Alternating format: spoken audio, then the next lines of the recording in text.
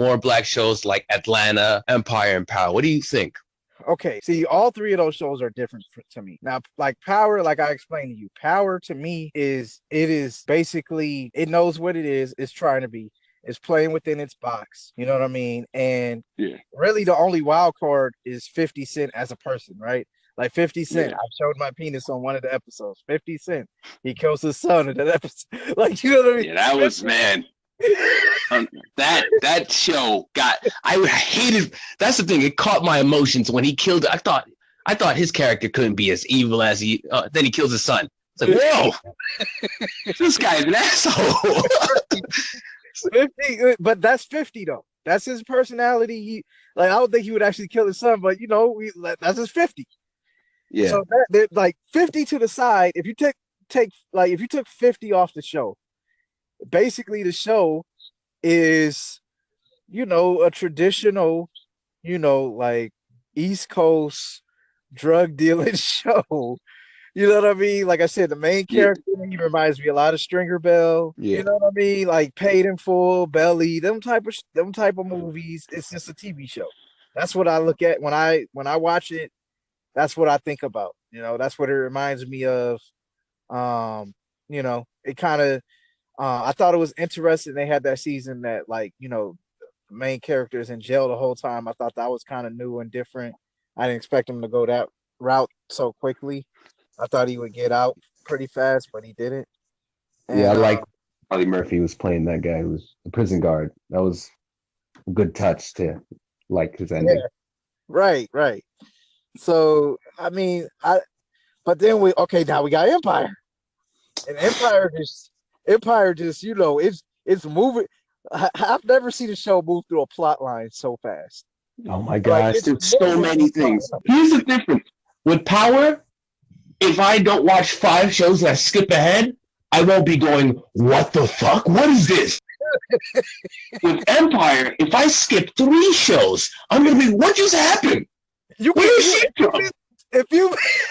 you miss 15 episodes, I mean, it's Sunday? Minutes. If you miss 15 minutes of Empire, you miss like 3 character arcs. Like the beginning, middle, and 15 minutes. Done. Oh, and it's the most foolish, unbelievable crap either. Remember Lucius, the girl who she was supposed to marry, and she's cheating on him with the youngest one? I don't know how that went. And I'm like, hold up. And then now she's sleeping with him. She got pregnant with the youngest son, so they bring her in, and then she wants to be with someone else. I'm like, okay, this is a soap opera without like horrible acting. And it does. That's the thing. That's the one saving grace about Empire is they have Taraji P. Henson, who's like this amazing actress, right?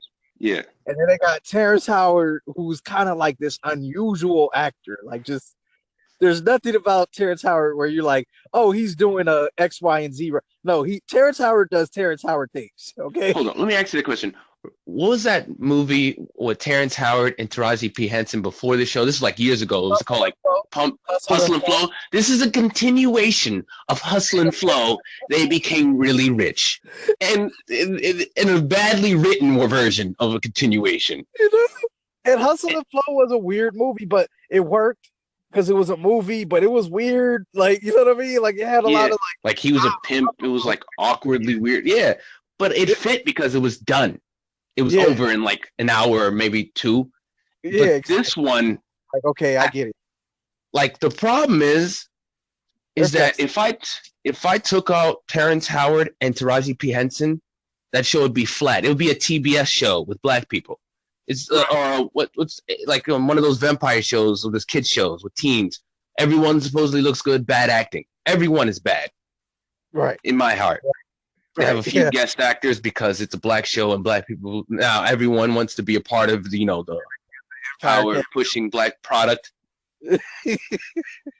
like I feel like the white producers, they must be like, oh, you want blackness? We'll give you blackness. We'll give you blackness, guys.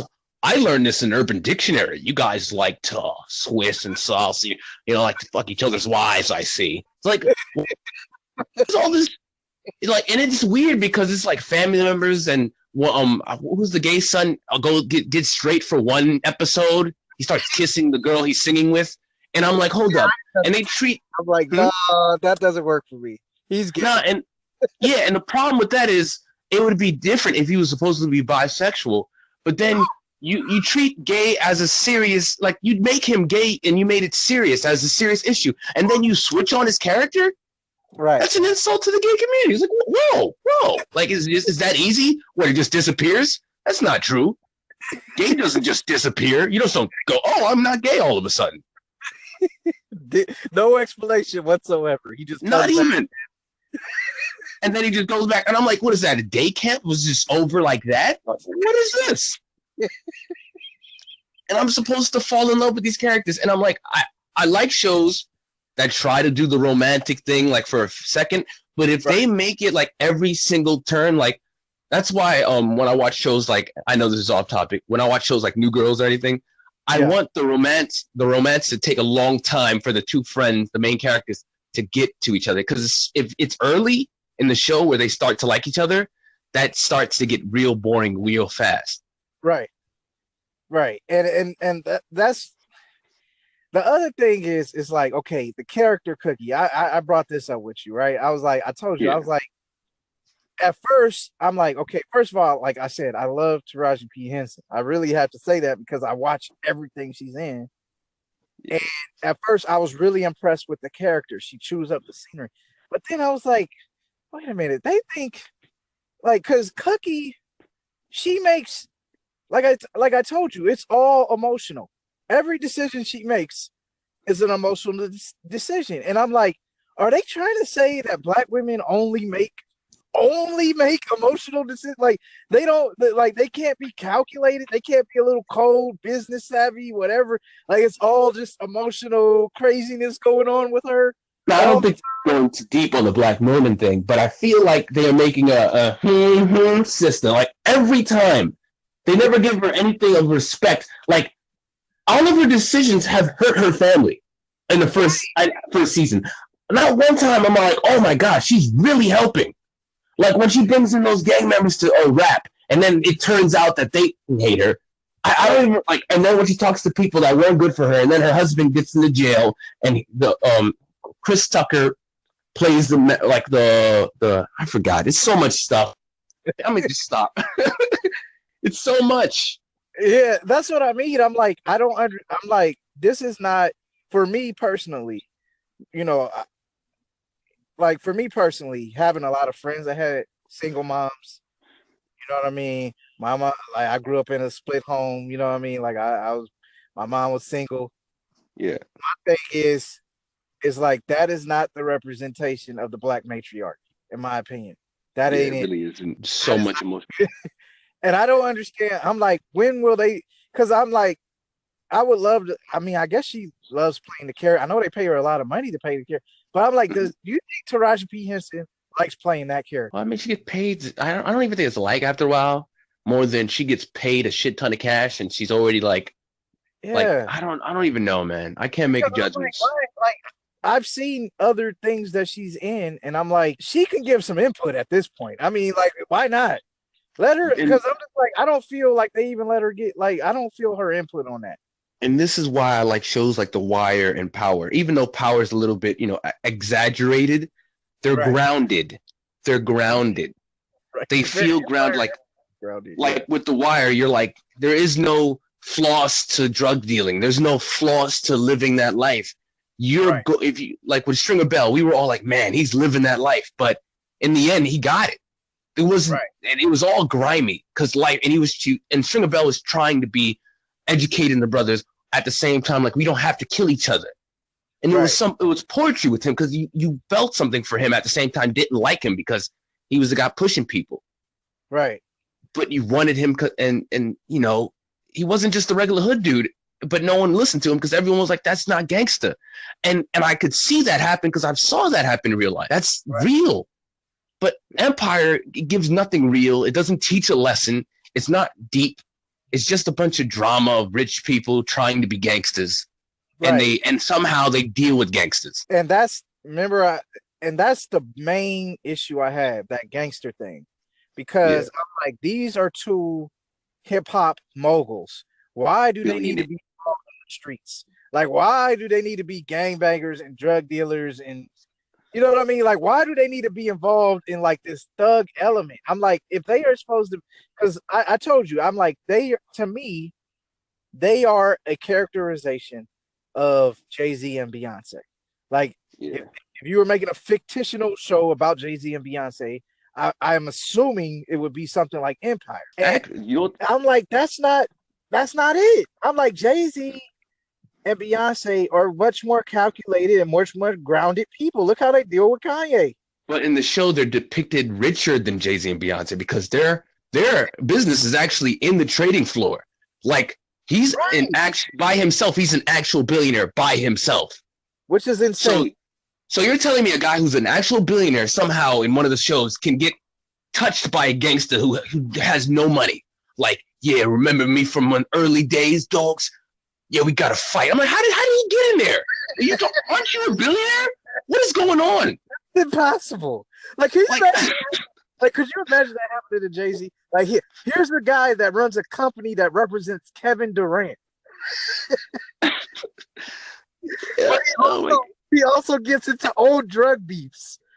I'm like, that does not fit. And then at the same time, he's worried about his stock going down if he makes a mistake. It's like, yeah, you do too much dumb shit. Like, did you have to kill your friend in the first episode? Like, did that have to? Okay, I get it. He had news on you, but did you have to do it by yourself near the lake, like a water, like near the by yourself? You could have got someone else to do it. You're a billionaire. And my thing is, I get it that it's a fictional show because I think some people will say, well, it's made up, blah blah blah. But my thing is, there's enough reality, like real things that have happened in hip hop history that they could have, for them to go this route, you know what I mean? Expounded on, for them to go this route, it's like there's you have the history of Dr. Dre and Ice Cube. They literally just made a movie about their life and it was entertaining. Like that's now, like, okay.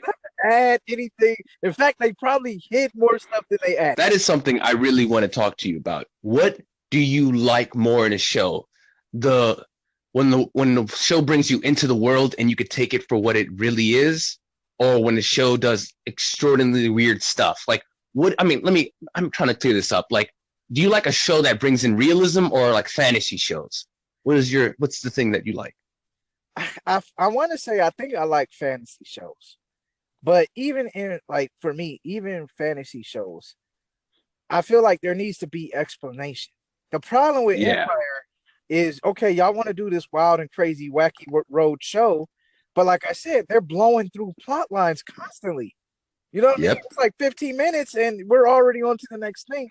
And it's like, okay, that's like, explain that reality. Like if that's just like, you have to like really suspend reality when you watch this. And that's why I wanted to get into the Game of Thrones bit about that fantasy part, because for me, that's what Game of Thrones does best. It puts me in a fantasy world, but explains it and explains the world. And like, you could read the book, it gives the whole world in detail. You're not like, oh, where did that come from? Like, no, it's, okay, I'll give you another example. This is like Game of Thrones is a perfect example. Exactly. I'll give you another example. Atlanta. Atlanta had an episode where a dude had an invisible car. But you understand that like when you're watching Atlanta, you're like, okay, this is somewhat a satire. Yeah. It's somewhat poking fun at certain, African American tropes. It's somewhat poking fun at, things that like my favorite. The Nigerian scammer. Exactly. But do you remember season 1 where they did the episode where they had the weird commercials, like they had the Dodge commercial where the guy like eventually gets out of the car with no pants kicked out of his house and they said, well, he got a Dodge. The really like dark serial commercial. Oh man, with the guy said, and the kid's like, back up kids, we just got his hand. I'm like, oh my god. And he was trying to and I love a lot of episodes from season 2, but that's still season 1, that episode specifically. I love that episode when they were showing the transracial thing. for me, it showed hypocrisy to people. Yeah, it did.